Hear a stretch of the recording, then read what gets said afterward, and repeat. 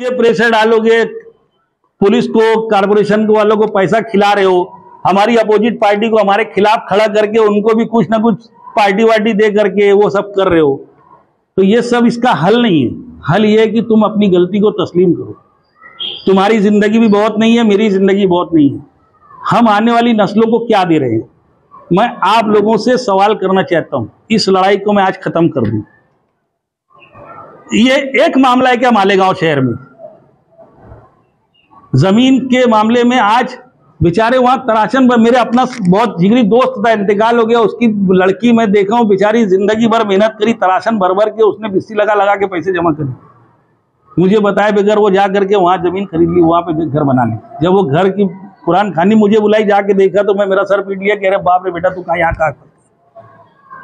उस दिन जो तुम्हारे जब बुलडोजर गया था, ये इखलाक भाई ये लोग थे वहां पर, वो जो बड़े मियाँ बयान दे रहे थे, मोहम्मद आमीनुद्दीन फकीर मोहम्मद, वो मेरा बचपन का दोस्त है, और उसके वालिद, उसके जो बड़ा भाई था मुस्तफा मुकादम ताजी वाले भी इंतकाल हुआ, वो भी ताजिएदार थे।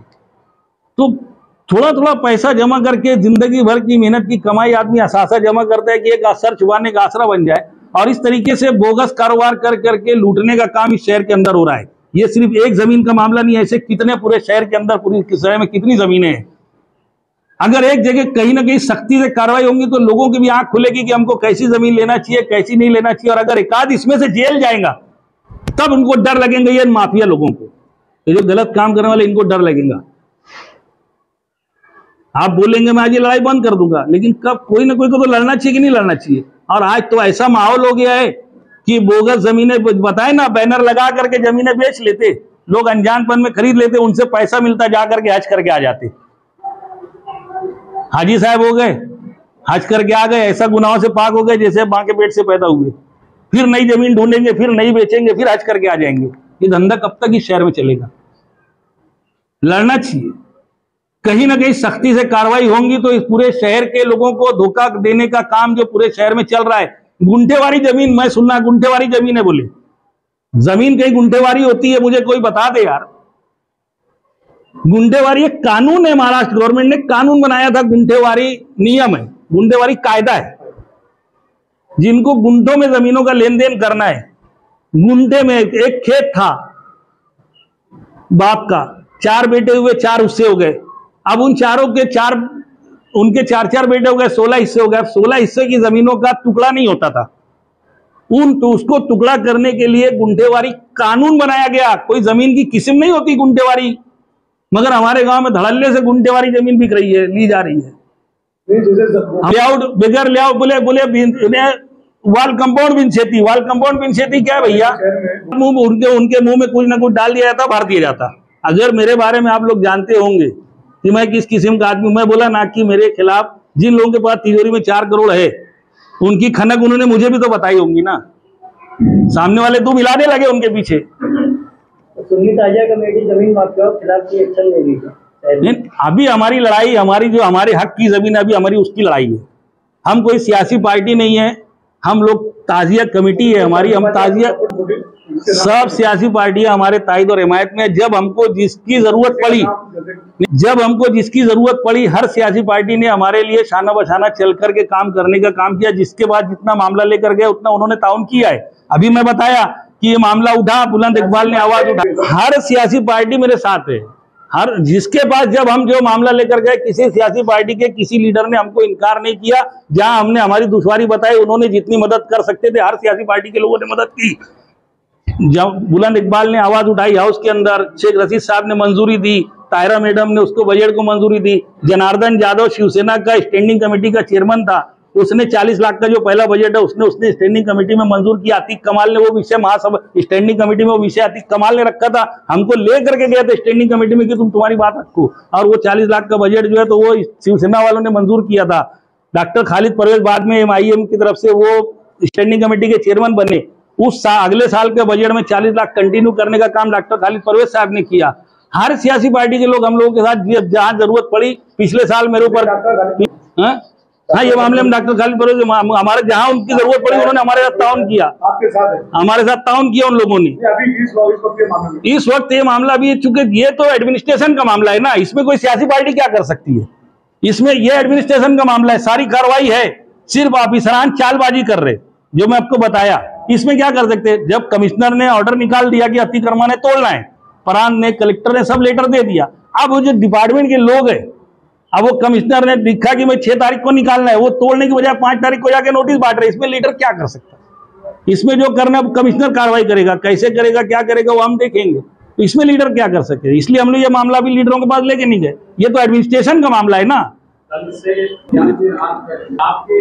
ताजिया हम लोग 9 तारीख को निकालते हैं, घर के बाहर रखते हैं, ये हमारे बुजुर्गों का तरीका रहा है।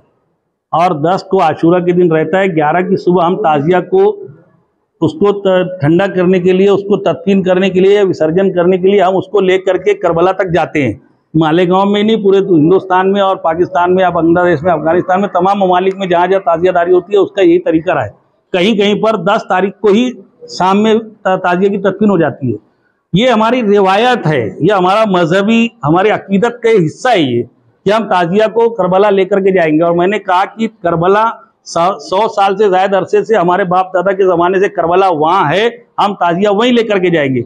दूसरी बात यह कि अगर हम कहीं और ले जाना चाहेंगे तो ये धार्मिक मिनोनुक रहती है, ये जो है तो ये मतलब रिलीजियस प्रोसेशन है। इसको रूट बदलने के लिए पुलिस और गवर्नमेंट की परमिशन लगती है, इसलिए हम रूट भी नहीं बदल सकते, जगह भी नहीं बदल सकते। जो लोग इधर उधर जाने की बात कर रहे हैं वो कौन सी दुनिया में है मुझे नहीं मालूम।